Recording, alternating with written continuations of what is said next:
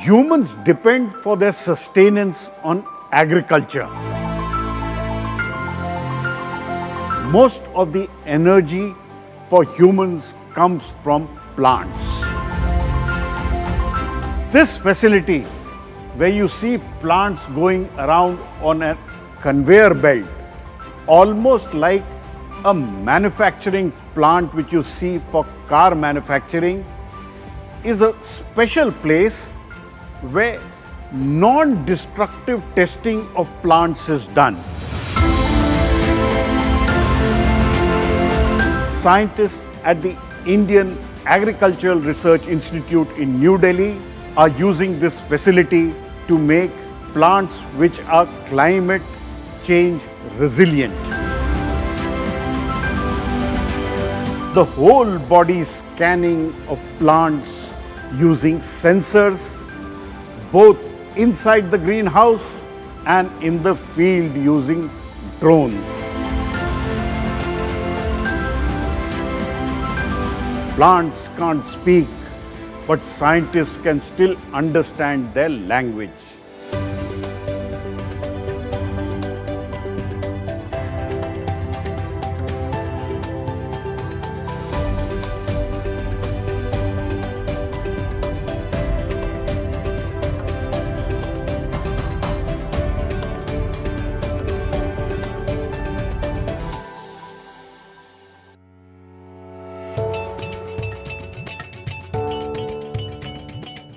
Keeping an eagle eye on plants is part of this massive facility.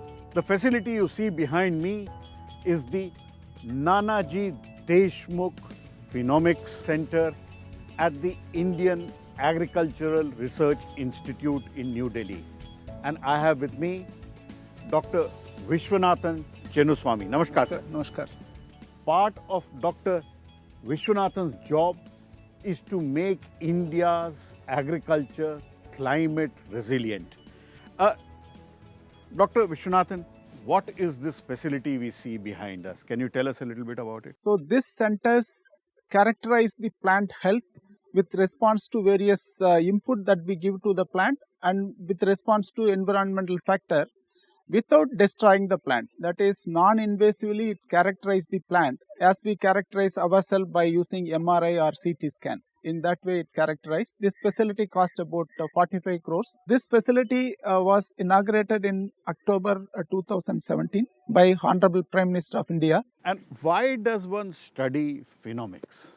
So, what we see as a phenotype, just myself and you look different. This is because of our genetic makeup and our interaction with the environment. Similarly, these plants also have the genetic makeup and they interact with the environment every growth stages of life. So, we need to understand how this interaction leads to the plant characters, how it produces yield, how it responds to various input. For that, we need to characterize the plant during the different growth stages in different environment. And is this important for what is happening, climate change and global warming? Yes, this is very important in reference to climate change, because climate change reduces the crop yield and reduces the crop quality. Fortunately, we have wealth of germplasm reserve which can be used to identify the genotype that can tolerate less water availability or high temperature and produce same grain yield and grain quality. So, for that this facility is very important to identify those germplasm lines which can yield better with limited input and with the climate change conditions. Scientists like you and the institute where we are standing, premier institute where green revolution was pioneered, can you make climate resilient plants, climate ready plants for India? Yes, we are confident that we can make. Already our institute has developed plants that can use less water to yield to the similar level to the conventional varieties that yield. We are developing genotype that tolerate to high temperature. So, I am sure that our institute will develop and agriculture scientists will deliver the plant that are resilient to climate. Let's go and try and understand using mustard and wheat plants what plant phenomics is all about. Let's go.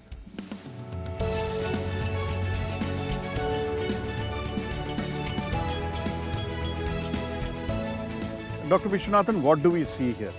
So here we are seeing how the same wheat genotype respond to two different level of nitrogen, and here we are seeing two different mustard genotype, how they respond to same amount of water applied. So these differences in the phenotypes are characterized inside the plant phenomics center. So essentially what you're doing is what used to take years, you're trying to do in weeks and days inside the facility?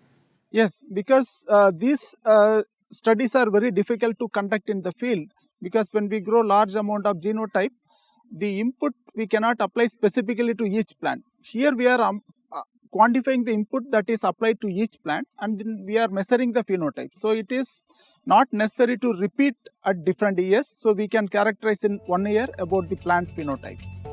Dr. Vishwanathan, let's go and take a look at the other facilities.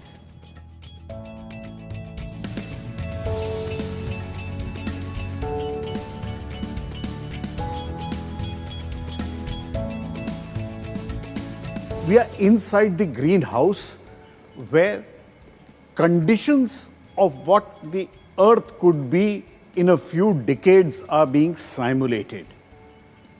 Higher levels of carbon dioxide to increase and show global warming, and also increased humidity.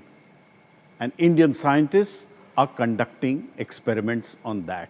Dr. Vishwanathan, how do you simulate conditions under global warming?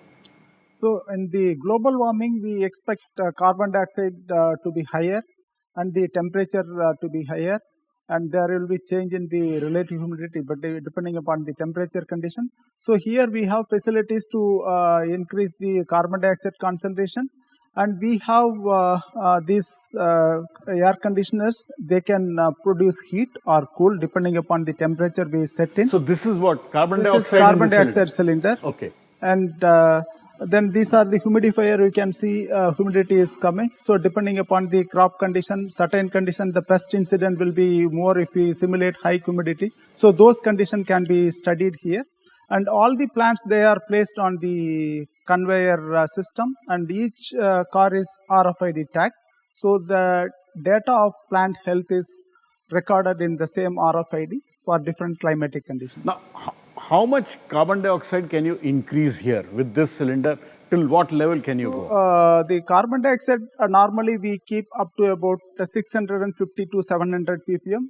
That is what expected in the future climate scenario. Otherwise, the carbon dioxide is about 410 ppm in the normal condition. Now, these are wheat plants. What happens to wheat when the temperature increases? So, in the wheat plant, when the temperature increases, their duration decreases. That is, it comes to the flowering quickly and it produces less biomass. And then when the heat occurs at the flowering stage, sterility occurs, so less grains per plant is produced, and the grains produced are in smaller in size, the quality is less. And you're studying also what is happening in mustard, and what are you studying in mustard? So in the mustard, already mostly it is grown under the rain-fed condition. So as the global warming changes occur, we expect that more drought condition, more high temperature stress condition. That is what we are examining, how the different mustard genotype respond to increase in water deficit and increase in temperature.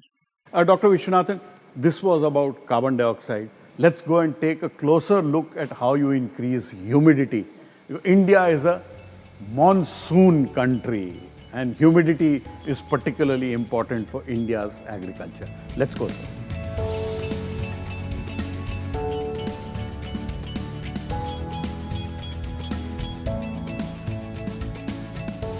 What you see is increase of humidity being done in this greenhouse. Dr. Vishwanathan, one sees so much and hears about irrigation on plants and agriculture. How does humidity play a role in plant growth? So, the humidity in the air is the one that decides how much water is lost from the plant to the atmosphere. So, what we call it as vapor pressure deficit in the atmosphere depends upon the humidity. If more humidity is there, the vapor pressure deficit is less, so the plant will transpire or use less water. If humidity is less, then the deficit is more, the plant will use more water. So that's why if you alter the humidity, we can alter the rate at which the plant can use the water. And you can look at the best genotype and the best phenotype response in this setup, correct? Yeah, we can look at the best response, how the plant uses water, and you can see in the pots, you can see that white color beads Yes. that are put to prevent the direct evaporation of water from the pot. So that is a kind of mulch. So now we measure exactly how much is the water lost only through the plant. So that is what we call as transpiration. So it is useful to quantify exactly how much amount of water each plant uses. So it is the best method. There is no other means to quantify this in the field condition. These plants are on a conveyor belt. A conveyor belt very similar to what you see in a car manufacturing plant. These plants from here where conditions of global warming and a changing climate are simulated are taken inside for a whole body scan, almost similar to an MRI or a CAT scan for humans.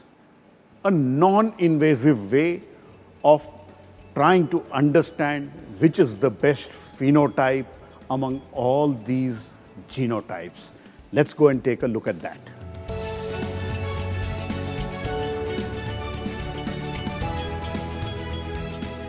We saw the greenhouse where conditions of global warming were being simulated.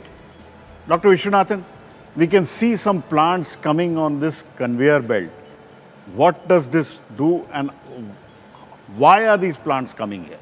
So these plants, as you told, they have been given the specific environmental condition where we have given treatment to this plant. Now we are going to characterize this plant, what impact that climate has made on this plant. So these plants are RFID tracked. So these cars moves on the conveyor here, and it go through this conveyor belt. It goes to the different imaging chambers. So these imaging chambers, they have specific cameras. Each chamber has different camera. So let us go and see how these plants are being imaged and the data is recorded.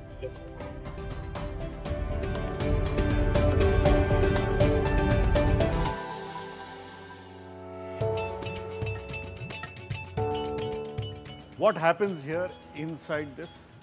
So the plants one by one, they come in this cart and they enter one by one into the imaging chamber. So this each imaging unit, you see here 8 different units. 8 units are 8 units are there. In each unit, different kind of sensors are there. For example, in this unit, we have one IR camera on the top, which is infrared. Which is infrared camera on the top, one infrared camera on the side. So once the plant goes inside, the image is taken from the top as well as from the side camera. And these parts also can be rotated in different angle to take different images. And how many automated cameras like this and roughly what do they do? So in this we have 8 different units, 8 sensors. The first sensor, it takes the thermal image. That is, it measures the temperature of the tissue. So it is very important for metabolism, and it also tells about at what rate the water is lost from the plant, that is transpiration. So this is affected by different climatic condition as well as the input condition. So we can quantify for when we reduce the water, which plant can maintain its water status and it maintain its temperature, those plants are good. So that can be done by this system. And if you see a large gap, about 15 pot, that is the dark adaptation tunnel. So in this tunnel, the pots wait there for about 15 minutes to completely make the light, whatever the ATP produced, completely it is used under that time. Then after that, it moves to the chlorophyll fluorescence system. So the chlorophyll fluorescence camera measures the photosynthetic efficiency. So inside that camera, it takes the image and it says whether the photosystems are good or any damage is there. If we move to the next imaging chamber, we have a empty chamber wherein we can put any sensors. So currently we use in that FTIR and spectroradiometer. So we collect data on the water content of the plant, and high molecular weight components that are present in the plant can be characterized in that unit. Then it goes to the visual imaging unit, where it is color imaging, just like our normal visual camera. Like the camera which Which we we are have shooting now. So that measures the plant growth. So it can say what is the weight of the plant. We need not cut and take the weight. It can say what is the weight. So for this we standardize once. Each crop we have standardized, we have taken the image, we measured how much the pixel area is there, that we have correlated with the actual weight of the plant. Based on this we have developed model. With this model we can predict what is the weight of the plant, and also we can see at what rate the plant leaves dry or it becomes senesced because of various treatment conditions. So that can be done by the visual imaging chamber. Then we have a NIR shoot imaging chamber, where it measures the reflectance from the leaf surface which in is the near infrared range. So in the near infrared range, it measures mainly the water content. So we will know, without affecting the plant, we will know what is the water content in this leaf. So this is mainly affected by high temperature or drought condition. If drought is there, the water will be less. So certain plants, they have ability to take up more water or retain more water in the tissue. So that can be measured by the NIR chamber, near infrared chamber. Then we have a sensor unit which is called as NIR route, that is near infrared route, wherein we have both visual camera and near infrared camera. So for that we use a different kind of pot, where we use acrylic pot, and in that we can take an image that tells about the root growth root system. You can't see the root here. Yeah, in this we cannot see. For that we use an acrylic pot which is transparent. So where we can see how much depth the root goes, and also what is the amount of water that root extract from the soil. So it measures both water extraction as well as the root growth pattern it measures. Then it goes to the next imaging unit. The last two units are hyperspectral units. So in that imaging cameras, two cameras are there. One camera measures the reflectance from the plant from the 400 nanometer to 1000 nanometer. So the other camera measures from 1000 nanometer to 2500 nanometer. So in these two cameras, speciality is that it gives reflectance from the plant at each nanometer wavelength. So any light, when it falls on the plant, and it is some light is absorbed by the plant and some light is reflected. So the absorption and reflectance, it depends upon the physical and chemical characters of the plant. So since the chemical characters affect this reflectance, so if we measure the reflectance, we will know what is the chemical composition. So that units are highly useful to measure what is the nitrogen status of the plant, what is the carbohydrate status of the plant, how much sugar the plant produce, how much nitrogen the plant tissue has. So this is very important to quantify the biochemical characters without doing the conventional method of laboratory analysis. And this is all non-destructive. So the plant remains alive after doing all this. Yeah, this is all non-destructive, and it is also faster. Otherwise, conventional method, for each of the analysis, it takes 2 to 3 days. So the throughput is less, and the plant, we need not destroy the plant, and we can do more analysis, and we can, importantly, we can do repeatedly the same plant can be imaged at different growth stages, which is not possible in the conventional method. Let's go and see the imaging part of this. So are these all the camera units which are taking pictures? Yes, each chamber consisting of different kind of camera that I have explained. So the images are taken inside these units. So this is how it would look like. This is the chlorophyll fluorescence imaging. So this is the normal plant, how it looks like, and this is under the drought stress condition. In these two plants are there. So one plant still it has maintained its chlorophyll fluorescence, and other plant is completely gone. So we can easily identify the tolerant plant. Sure. By visual it is very difficult. And how did you normally do before you had this center? Say if you want to know the biomass, we have to cut the plant and we have to dry it in the oven, and then we can take the weight manually. See, it takes about 2 to 3 days. If you want to measure nitrogen content, even it takes more time. After drying the plant, we have to grind, then we have to do chemical processing. It takes more than a week. So that is done within a minute in this facility. And the plant would get destroyed in that. Yeah, in that plant get destroyed. Here the plant is not destroyed. It is the repeated imaging can be possible. What do we see here and what happens here, sir, for this plant? So this is weighing and watering station. It measures the amount of water used by the plant. So it weighs, you can see the weight of the plant here, and if the weight is less, if water is exhausted, then the irrigation will be given, and then the plants moves to its greenhouse. Let's go and see the imaging part, sir.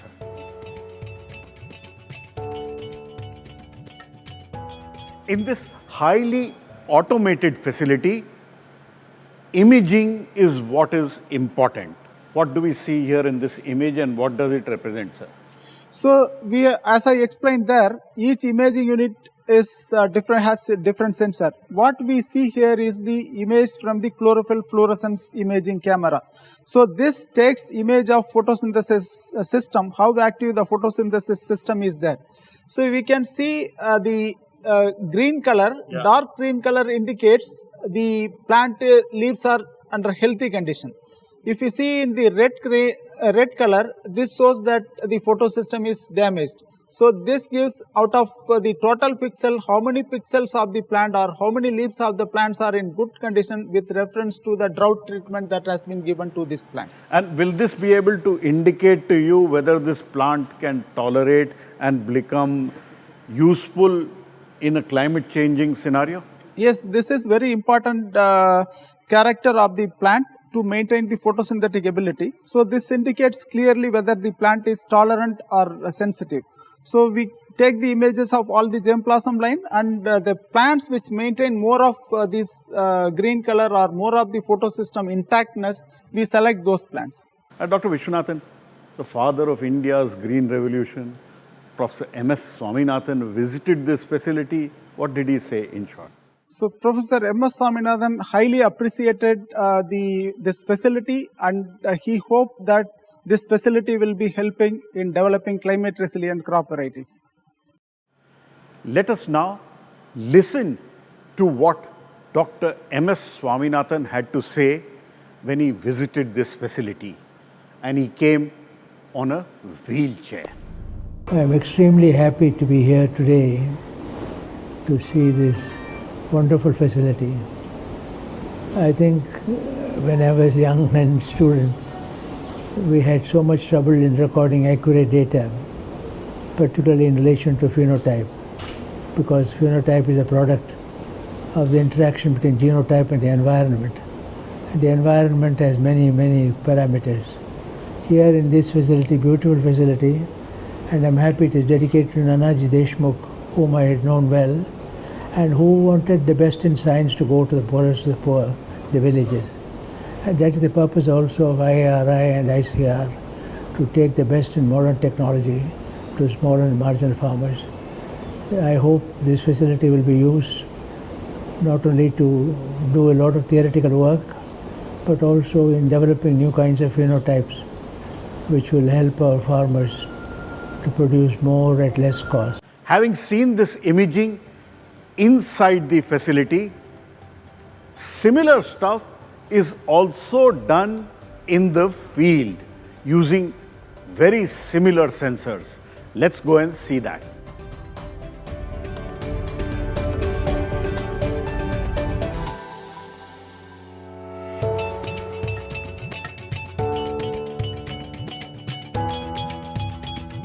Dr. Jinaswamy, this technology which is used for phenomics, you are also using in the field with drones and small mobiles? Yes, what we have seen inside the facility, all the sensors are built in the sensor room, and the plants move to the camera and the images are taken. Here all the sensor can be put in the drone as well as in the mobile platform for taking images. So for example, in this drone we can use the visual sensor which take the color image. Based on that we can know how is the crop growth, biomass, and in this drone we can add thermal camera which tells about the plant water status and what is the transpiration rate which we have seen inside. and we can use either multispectral or hyperspectral data. It will give about the health data, that is how much nitrogen is there, what is the plant health. So we can get the health data of the plant, and it can also measure various stresses, either it is the effect of abiotic stresses such as drought or high temperature or salinity. So that information can be captured, how the genotype different, and we can also capture the information about pest and diseases. That is, if the pest started infecting, immediately it induces some changes in the plant. Same way the pathogens start infecting, immediately it will induce some changes. So before we see visually in the large scale area, we can detect early by using this technology. So we can take immediate action, and we can take the control measure only within that particular area. So this one is very useful for phenotyping, wherein we can phenotype. If we have a large number of germplasm, we can put each genotype in few rows, and then we can collect the phenotype information. And also we can use this technology for precision agriculture, which will be a great application which is coming in near future. So wherein we can use the drone to monitor the plant health and apply either input or the agrochemicals by using variable rate technology. Do you also do using this mobile cart some similar work? Yes, in the mobile carts also we can use the same kind of sensor what we have put in the drone. In addition to the imaging sensor in this platform, we can also use spectroradiometer and other sensors that are based on the remote sensing method. So we can use all the cameras that are seen in the phenomics facility, as well as in addition to the radiometric sensor can also be deployed. Now, we are seeing mustard. Can it be done for other crops? Yeah, this technology is useful for any crop, even for all the field crop, even for the horticultural crop, where going inside and taking observation is very difficult. So it can be highly useful for horticultural crop, such as the coffee or tea estate, where daily going and monitoring the plant will be very difficult. Thanks a lot, Dr. Vishwanathan, for explaining to us the complexities of phenomics and understanding the genotypes of plants in a climate changing regime. Thanks a lot, sir. Thank you so much. Thank you. Trying to understand how plants behave in a changing climate regime and how plants behave as the world is warming up is critical for feeding India as the world warms up.